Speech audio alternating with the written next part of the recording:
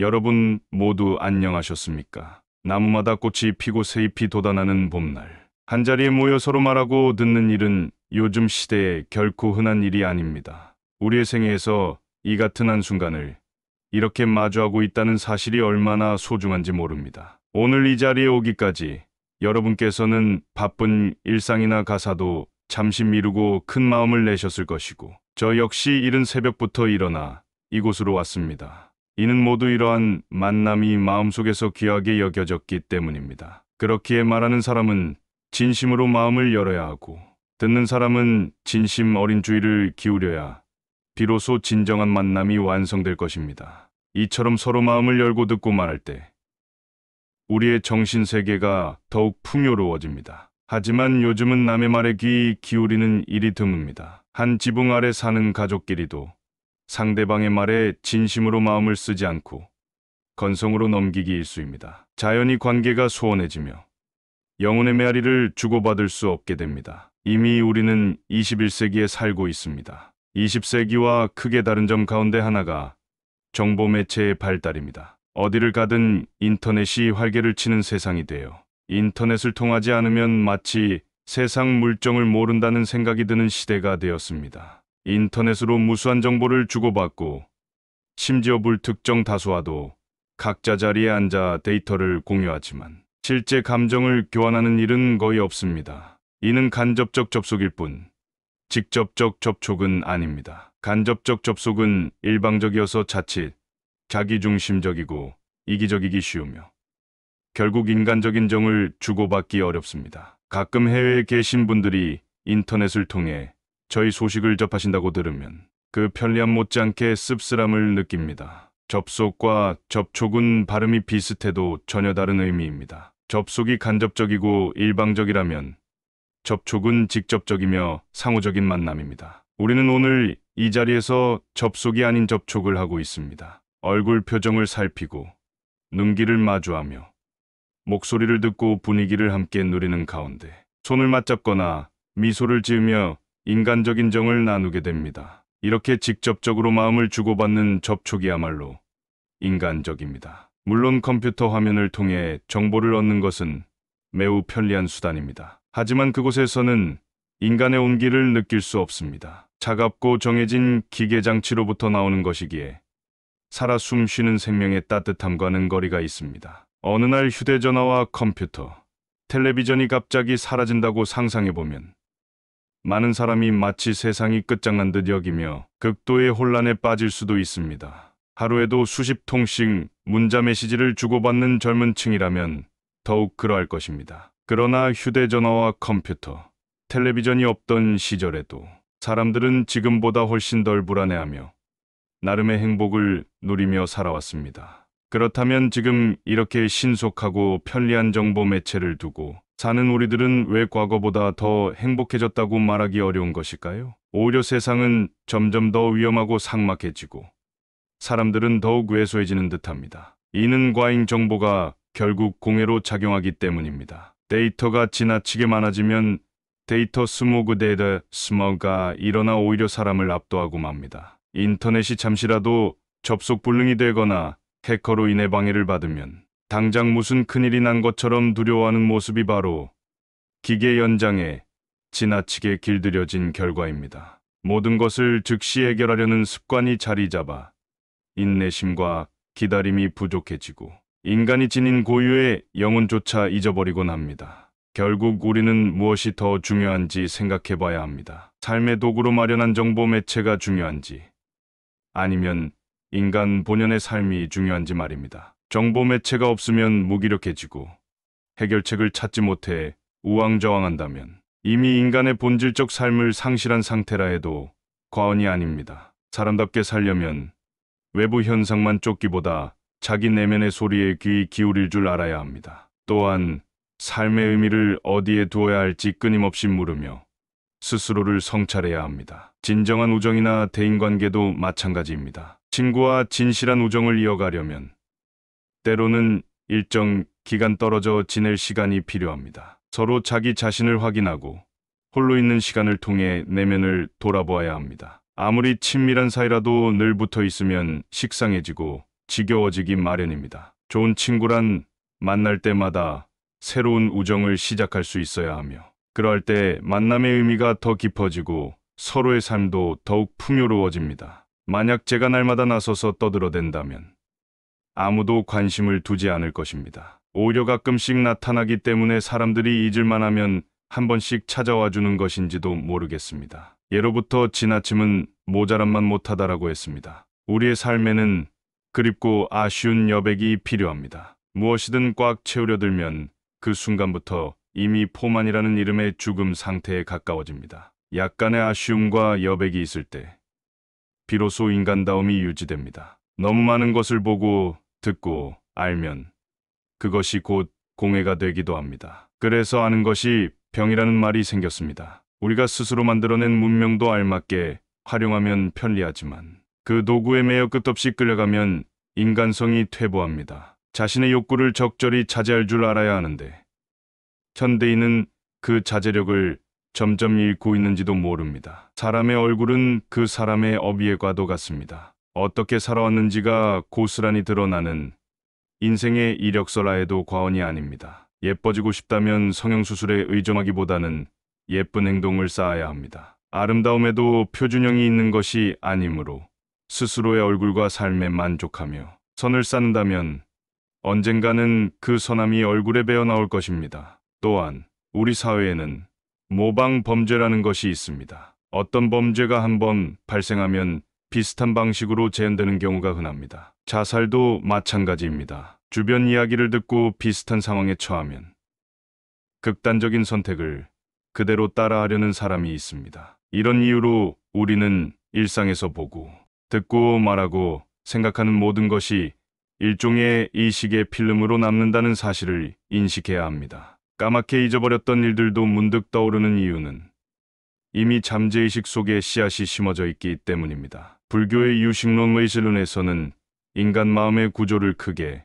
4스 부분으로 나누어 설명합니다. 아니비설 신이알 비설센이 감수작용제오식을 맡고, 제6의식은 분별작용, 제7말라식은 자아의식, 제8아레아식종자식은 일단 경험한 것이 씨앗이 되어 잠재하고 있다가 상황이 닥치면 현실화된다고 합니다. 결국 우리 마음은 보고, 듣고, 말하고, 생각한 모든 것이 훈습순시 되어 어미되며 이후의 행동에 영향을 끼칩니다. 오늘날처럼 모든 것이 넘쳐나는 시대에 자기 삶을 제대로 유지하려면 철저한 자기 관리가 절실합니다. 남이 하니까 따라서 하는 것이 아니라 내 의지로 사물을 판단하고 결정해야 합니다. 판단의 기준은 내가 이 일을 함으로써 진정 행복해질 것인지 불행해질 것인지를 스스로 물어야 합니다. 순간적인 욕망이나 유행에 휩쓸리지 말아야 합니다. 우리는 하루에도 너무 많은 것을 보고, 듣고, 말하며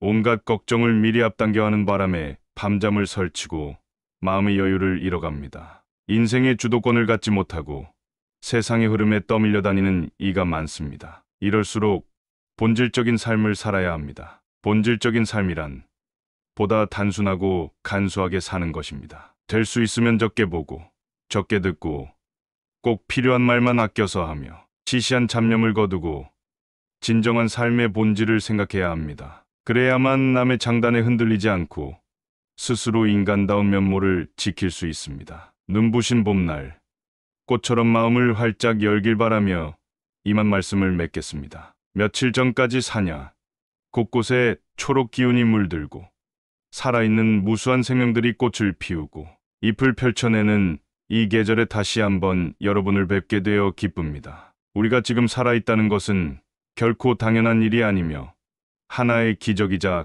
큰 축복입니다. 세상에 생명보다 존귀한 것은 없으며 누군가가 세상을 떠날 때 우리가 슬퍼하는 이유는 그것이 영원한 이별이기 때문입니다. 그러나 오늘날 생명의 존엄성은 크게 손상되고 있습니다. 어린 생명을 구타하고 이유도 없이 무작위로 사람을 살해하는 끔찍한 일들이 벌어집니다. 농경사회에서 씨를 뿌려 새싹이 자라는 과정을 지켜보던 시절에는 상상하기 어려웠던 일이지요. 글과 멀어지고 도시 생활과 정보화 시대에 매몰되면서 사람의 마음이 메말라버린 결과입니다. 삶은 편리해졌지만 인간성이 예전보다 훨씬 못해졌습니다. 사람의 육신은 흉기로 해칠 수 있지만 그 생명의 근원인 영혼은 결코 죽일 수 없습니다. 따라서 남을 죽이는 것은 결국 자기 자신을 죽이는 것이나 다름없습니다. 우리가 사는 지구는 사람만의 세상이 아니라 다양한 생명체가 주고받으며 유지하는 생태계입니다. 그러나 현재 이 생태계가 심각하게 파괴되고 있습니다. 국토 곳곳이 파헤쳐지고 훼손되는 모습은 결국 이 땅이 피를 흘리며 신음하는 것과 같습니다. 특히 이명박 대통령의 공약 사업으로 추진되고 있는 한반도 대운하 계획은 이 땅에 서식하는 무수한 생명의 터전을 해치고 파괴할 위험이 큽니다. 우리의 국토는 몇몇 사람의 발상 하나로 파헤쳐질 대상이 아닙니다. 오랜 역사 속에서 조상들이 지켜온 우리의 영혼이 깃든 땅입니다. 후손에게까지 물려줄 소중한 터전을 경제 논리로 무리하게 훼손하려는 발상은 무모하고 어리석습니다. 바다로 둘러싸인 한반도, 이미 고속철도와 도로가 발달한 현실에서 대운하는 결코 타당한 구상이 아닙니다. 운하를 개발하는 것은 세계적인 추세에서도 이미 사양 산업에 속하며 철도와 도로 인프라가 훨씬 효율적입니다. 결국 운하를 환영하는 일부는 투기나 건설 이익을 노린 세력뿐입니다. 멀쩡한 강을 인공적으로 직선화하고 물을 가두어두면 홍수가 빈번해지는 것은 뻔한 이치입니다. 한때 미국 플로리다 운하에서도 완공 직후 홍수가 범람해 2,000명 이상이 목숨을 잃었던 사례가 이를 뒷받침합니다. 게다가 운하는 상시 수위를 유지해야 하므로 가뭄, 극복에도 도움되지 않고 교통수단으로서 경제성도 없는 것으로 평가됩니다. 관광 자원을 늘린다는 명목도 현실과 동떨어진 주장입니다. 이미 우리나라 관광 산업의 문제는 언어 소통과 물가, 불친절 등이며 운하가 없어서 생긴 문제는 아닙니다. 이렇듯 한반도 대운하는 환경적, 경제적, 문화적으로 부당한 사업입니다. 만일 이 계획이 강행된다면 이는 커다란 재앙을 불러올 것입니다. 그런데도 정부 측은 임기 내에 이를 완공하겠다는 졸속 방안을 추진하고 있어 국민들의 저항이 더욱 거세지고 있습니다. 우리는 이 국토의 주인으로서 이런 무모한 일을 방관한다면 역사에 씻을 수 없는 책임을 지게 될 것입니다. 이미 많은 국민과 학자들이 반대하고 있으며 상식 있는 이들이라면 결코 용납할 수 없는 사안입니다. 마지막으로 제가 병을 앓으면서 느낀 몇 가지 소회를 말씀드리고자 합니다. 사람은 결국 늙고 때가 되면 죽습니다. 병을 앓고 나니 세상과 주변 사람들이 새삼 고맙고 귀하게 여겨집니다. 중병으로 음식을 거의 넘길 수 없었던 그 시기에 제 몸무게가 크게 줄었지만 이를 통해 많은 것을 깨달았습니다. 하루하루 즐겁고 후회 없이 살아야 하겠다. 내일이란 보장할 수 없는 일이니 오늘을 충실히 사는 것이 중요하다는 생각이 들었습니다. 또한 내 마음을 활짝 열지 않으면 인간관계든 어떤 일이든 제대로 풀리지 않는다는 점도 절감했습니다. 사실 내가 영원히 살 수는 없으며 어쩌면 내일 갑자기 이 세상을 떠날 수도 있다라는 자각이 든다면 마음에 맺힌 응어리를 굳이 품고 있을 이유가 없을 것입니다. 마음을 비우고 다른 사람에게도 열린 태도로 대할 때 상대방도 자연스레 마음을 풀게 됩니다. 많은 분이 저를 찾는 것은 결국 보다 지혜롭고 너그럽게 세상을 살고자 하는 길을 찾기 위해서입니다. 그 해답은 내가 내 마음을 어떻게 쓸 것인가에 달려 있습니다. 흔히 절에서 마음을 찾으라고 하지만 관념적인 말에 그치지 말고 실제로 올바르게 마음을 사용하는 연습이 필요합니다. 참선이나 염불, 독경도 결국 내 마음을 바르게 써서 활짝 열기 위한 수행입니다. 그 밖에 공덕이나 다른 보상을 따지지 않아도 됩니다. 인간의 삶은 매일매일 배움의 과정이자 하루하루 인생학교라 알 수 있습니다. 무엇보다 정신을 차리고 마음을 열어야 주변 모든 것이 긍정적으로 반겨주고 어려움도 그대로 받아들일 수 있습니다. 앞서 말씀드린 한반도 대운하의 문제는 우리 시대에 직면한 중대한 사안이니 결코 남의 일이라 여겨서는 안 됩니다. 부디 각자 깨어있는 의식으로 살펴주시기 바랍니다. 또한 하루하루 열린 마음으로 생활하며 삶을 기쁘고 즐겁게 만들어가길 기원합니다. 이만 말씀을 마치겠습니다. 감사합니다.